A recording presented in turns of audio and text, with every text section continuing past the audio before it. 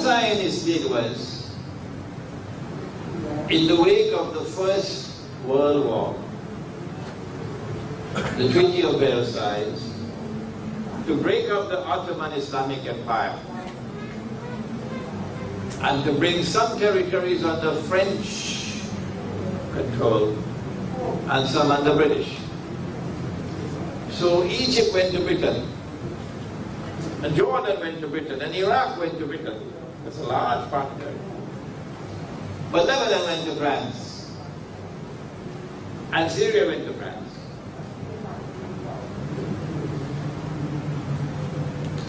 And it was the French government, the French Zionists, who in the 1960s, I believe, brought the Assad family to power. And the Alawi, who are a small sect, breakaway sect from the Shia, who, if I'm wrong, please correct me, believe that Ali radiallahu ta'ala anhu is divine, which is nonsense, this is what they believe. Yet this breakaway sect, which constitute about 12% of the population, seized his power in a military coup d'etat supported by France. And Hafiz al-Assad becomes the ruler.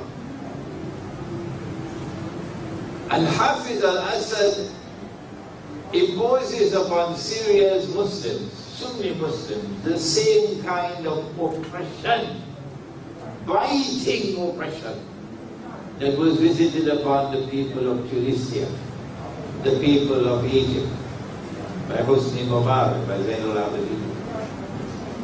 And when the Sunni Muslims of Syria rose up in revolt against Hafiz al-Assad, he slaughtered, I think, 10,000, 20,000 people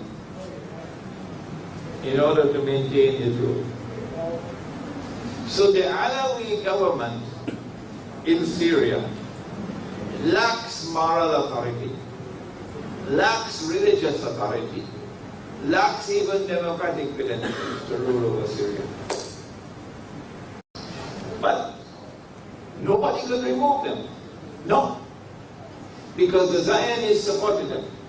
The Zionists kept them there until it was time when the Zionists no longer needed them to remove them. And so the same kind of insurrection is now taking place in Syria. And we hear the same stories about how Bashar al-Assad is such a dictator. Of course, we know he's a dictator. What's new? That Gaddafi was a dictator. Of course we know he's a dictator. What's new? What's new? We don't know all these years. All these years we did. But who kept them there all the time? The Zionists. And so now the insurrection is taking place in Syria. But Russia has learned a lesson. And China has learned a lesson. Syria doesn't have oil. India has oil.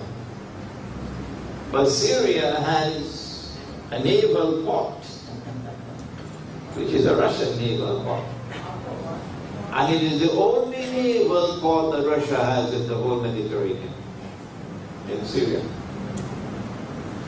So if the Zionists take over Syria, as they have taken over Libya, that's goodbye to Russia as a Mediterranean naval power. You lose your naval power. Not only that, the Zionists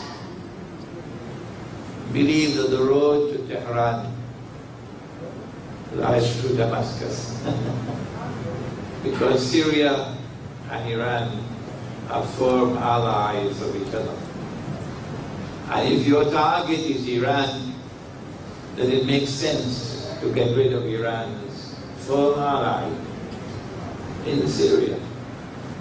And that's why the struggle is now being waged. The Turkish armed forces are playing the same role in Syria that the Egyptian armed forces played in Libya. The Turkish armed forces are bringing the weapons into Syria and sending the men, arming them with Zionist weapons and Zionist US dollars. And these foolish, that's the kindest word I could think of, these foolish Ikhwan warriors, not understanding that they are playing into the hands of the Zionists, are waging this do-or-die effort to bring down the regime. Our response is, if you want to bring down a dictator, someone who is oppressing you, someone who has no moral or religious right or even democratic right to rule over you, you have the right to wage a struggle for liberation from oppression. We are not denying you that right. No. Because Allah says in the Quran in Surah Al-Hajj, أُذِنَ لِلَّذِينَ يُقَاتَلُونَ بِأَنَّهُمْ ظُلِمُوا وَإِنَّ اللَّهَ عَلَى نَصْرِهِمْ لَقَدِيرٌ. Allah has given you permission to wage an armed struggle for liberation from oppression. You don't need a Security Council resolution. Allah has given you permission in the Quran, but Allah has prohibited you from friendship and alliance with the Zionists, Judeo-Christian alliance. And they are the ones who are the mastermind behind the insurrection in Syria.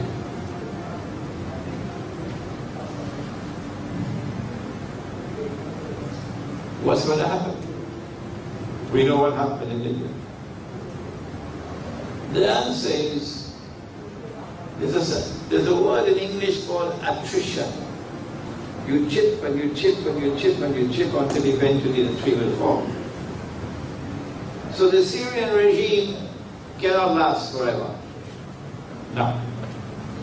If you continue this infiltration of armed warriors into Syria constantly, to this side, to this side, to that side, supporting them with state-of-the-art weaponry and with all the money that they need, eventually the Syrian government will fall. And when that happens, Syria is going to become another Zionist-controlled state. And Russia will face a tremendous loss. This is why both Russia and China vetoed the recent Security Council resolution. Well then, what possible solution could there be if we are to prevent Syria or save Syria from becoming another Zionist-controlled state? There are those, maybe you have some sitting right here in this gathering, who are only too happy for Bashar Assad to go, and they don't care what comes after. We just want him to go. But we understand that the fall of the Bashar regime at this time will lead to the same result as in Libya. And so Syria will become another NATO state. What possible solution there can be? We have suggested that the Sunni majority Muslims of Syria, through their ulama, did the Prophet not say, sallallahu ta'ala alayhi wa sallam, Allahumma barik lana fi shamina wa yamanina. O Allah, grant blessings for us in our Sham and our Yemen. The answer is that this majority Sunni Muslims of Syria, who are not willing to make friendship and alliance with the Zionists, they are the ones who must approach Russia. And they are the ones who must impress upon Russia that you can bring about regime change in Syria.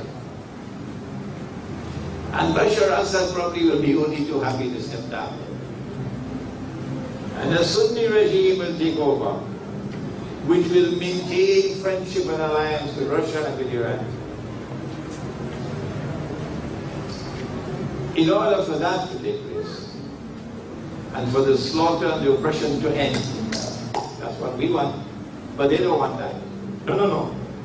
They want Syria to become another Zionist state. That's what they want. In order for that to take place, you must have your ulama. And that's what we don't have today. I'm so sorry to say. We do not have the ulama of Islam who have the knowledge and the insight to be able to offer this kind of guidance.